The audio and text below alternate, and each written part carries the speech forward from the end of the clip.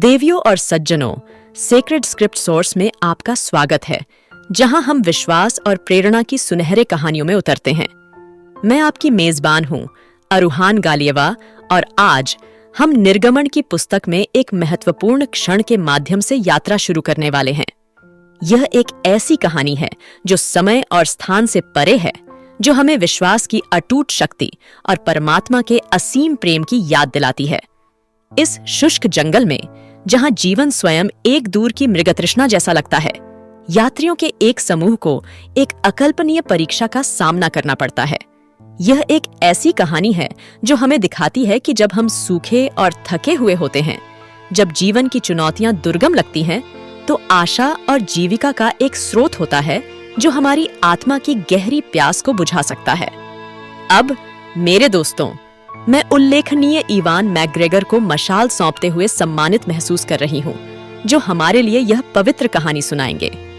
निर्गमन 17 के 6 से होरेब में चट्टान से पानी के माध्यम से यात्रा करते समय प्रेरित होने के लिए तैयार रहें। इवान, मंच आपका है। विशाल और शुष्क रेगिस्तान के मध्य में होरेब पर्वत की तलहटी में लोगों का एक समुदाय रहता था जो आस्था की यात्रा पर निकले थे। ये इस्राएली थे जिनका नेतृत्व उनके वफादार मार्गदर्शक मूसा ने किया था, जिन्हें ईश्वर ने उन्हें वादा किए गए देश में ले जाने के लिए चुना था। सूरज लगातार गिर रहा था और लोग अपनी यात्रा से थके हुए प्यास से व्याकुल हो रहे थे।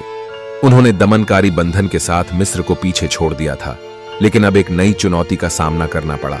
इस बंजर जंगल में पानी की कमी। हवा में असंतोष की बड़बड़ाहट भर गई, क्योंकि वे अपनी गंभीर स्थिति के बारे में मूसा से बड़बड़ा रहे थे। ईश्वर के विनम्र सेवक मूसा ने ईश्वरीय मार्गदर्शन मांगा। वह जानता था कि उनका उद्धार सर्वशक्तिमान के चमत्कार पर निर्भर था। यहोवा के निर्देश के अनुसार मूसा ने अपनी लाठी ली और लोगों को होरेब में एक बड़ी चट्टान के सामने इकट्ठा किया। उसने अपनी लाठी आकाश की ओर उठाई और अटूट विश्वास के साथ चट्टान पर प्रहार किया। एक विस्मयकारी क्षण में चट्टान से पानी फूट पड़ा। वीरानी के बीच जीवन की एक धारा। लोग भगवान की शक्ति के इस अविश्वसनीय प्रदर्शन को देखकर जीवन देने वाले झरने से पानी पीने के लिए दौड़ पड़े। उनके सूखे गले शांत हो गए और उनका विश्वास फिर से जाग उठा। निर्गमन 17 का 6 कहता है, देख, मैं होरेब की चट्टान पर तेरे सामने खड़ा रहूंगा और तू चट्टान पर मारना और उसमें से पानी निकलेगा और लोग पिएंगे। और मूसा ने इस्राएल के पुरनियों के सामने वैसा ही किया। चट्टान से पानी भगवान की दया और प्रावधान का प्रतीक बन गया, एक अनुस्मारक की सबसे बंजर परिस्थितियों में भी निर्माता जीवन ला सकता है। इसने विश्वास और विश्वास में एक सबक के रूप में कार्य किया। इस्राएलियों को सिखाया कि उनकी यात्रा सर्वशक्तिमान के दिव्य संरक्षण के तहत थी। जैसे ही लोगों ने अपनी प्यास बुझाई और अपनी ताकत वापस पा ली, उनका उत्साह बढ़ गया। उन्हें एहसास हुआ कि वे इस कठिन यात्रा में अकेले नहीं थे। विश्वास और आज्ञाकारिता के साथ उन्होंने होरेब में चट्टान से चमत्कारी पानी से प्रेरित होकर वादे की भूमि की ओर अपना मार्च जारी रखा, हमेशा यह जानते हुए कि भगवान का प्यार और मार्गदर्शन उन्हें जंगल में भटकने में बनाए रखेगा। बिल्कुल। प्रिय श्रोताओं, इस कहानी में हम अटूट विश्वास की शक्ति और सर्वशक्तिमान के दिव्य हस्तक्षेप को देखते हैं, जो अप्रत्याशित स्रोतों से पानी उपलब्ध कराता है। यह एक अनुस्मारक है कि हमारे जीवन के सबसे निर्जन क्षणों में भगवान का प्यार और अनुग्रह एक नदी की तरह बह सकता है, जो आशा, शक्ति और मोक्ष के लिए हमारी प्यास बुझा सकता है।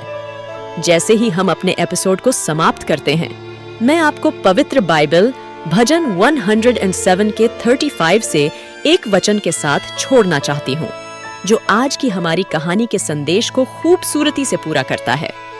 उसने रेगिस्तान को पानी के तालाबों और सूखी भूमि को बदल दिया बहते झरनों में। याद रखें, जिस तरह इस्राएलियों को जंगल में पानी मिला, उसी तरह आप भी सबसे चुनौतीपूर्ण परिस्थितियों में भी आध्यात्मिक पोषण पा सकते हैं। पवित्र त्रित्व पर भरोसा रखें और आपका विश्वास आपका मार्गदर्शक प्रकाश होगा। इससे पहले कि हम अलग हों, मैं आपको हमारे चैनल सेक्रेड स्क्रिप्ट सोर्स को सब्सक्राइब करने के लिए प्रोत्साहित करती हूँ, जहां हम इन पवित्र कहानियों और उनमें निहित शक्तिशाली संदेशों का पता लगाना जारी रखेंगे। विश्वास की आपकी यात्रा में पवित्र त्रित्व की कृपा आपके साथ रहे। शामिल होने के लिए धन्यवाद और अगली बार तक धन्य और प्रेरित रहें। जय यीशु।